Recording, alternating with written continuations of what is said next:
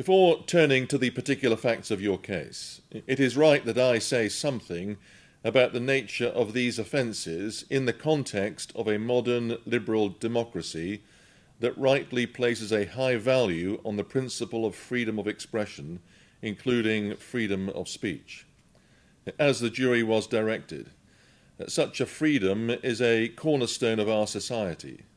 It guarantees the right of every person to exchange information, debate ideas, and express opinions, even those that are controversial, unpopular, or offensive. However, that freedom is not unlimited. It does not extend to communications which, judged objectively by the standards of a reasonable, fair-minded, and informed person in our contemporary, open, just, multiracial, equal, and diverse society, go so far beyond what is tolerable that they are properly described as grossly offensive. Robust debate, satire, mockery, and even crude language may fall within permissible free speech. But when posts deliberately target individuals with vilifying comparisons to serial killers or false insinuations of paedophilia, designed to humiliate and distress, they forfeit that protection. As the jury concluded, your offences exemplify behaviour that is beyond this limit, amounting to a sustained campaign of online abuse that was not mere commentary, but targeted, extreme, and deliberately harmful. On the 5th of January, in response to a clip of Ms. Aluko providing analysis during ITV's coverage of a men's football match, you described her footballing talent as pathetic and said, "Get them off the men's football, only there to tick boxes." This was a racially charged and sexist attack sent to your audience of millions. It asserted that a black female broadcaster held her position not through merit, but solely due to her race.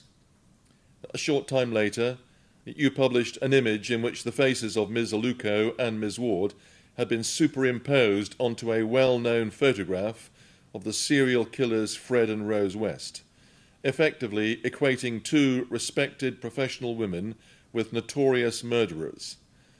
Between the 8th and 10th of January last year, you repeatedly and deliberately labelled Mr. Vine a bike nonce, falsely linked him to known or alleged child sex offenders, including Rolf Harris and Jeffrey Epstein, suggesting he might have visited Epstein Island, and urged the public to telephone the police if they saw him near a primary school.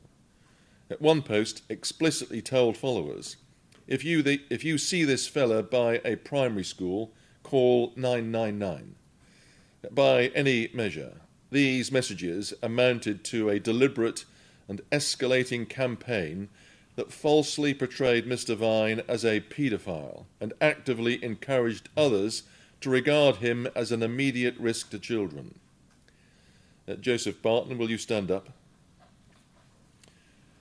Given the gravity, persistence, and impact of this offending, I have no doubt that neither a fine alone nor a community order can be justified, and that the custody threshold is crossed.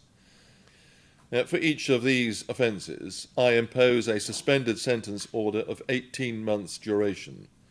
On counts 2 and 4, the racially aggravated offences, there will be custodial terms of 6 months, and on counts 6, 8, 9, and 10, custodial terms of 4 months, all such terms to run concurrently, and all suspended for a period of 18 months. For the next 12 months, you will be subject to a rehabilitation activity requirement of up to 20 days, and you are required to complete 200 hours of unpaid work in the community. This means that you must meet with your supervising officer as and when required, attend and cooperate fully with any activities that are arranged, and attend for work when and where you are directed. That, Mr. Barton, is the sentence of this court. In a few moments you'll be able to leave this courtroom, but don't leave the court building until you have been seen by probation at the probation office. All right? That concludes this exercise. You may now sit down.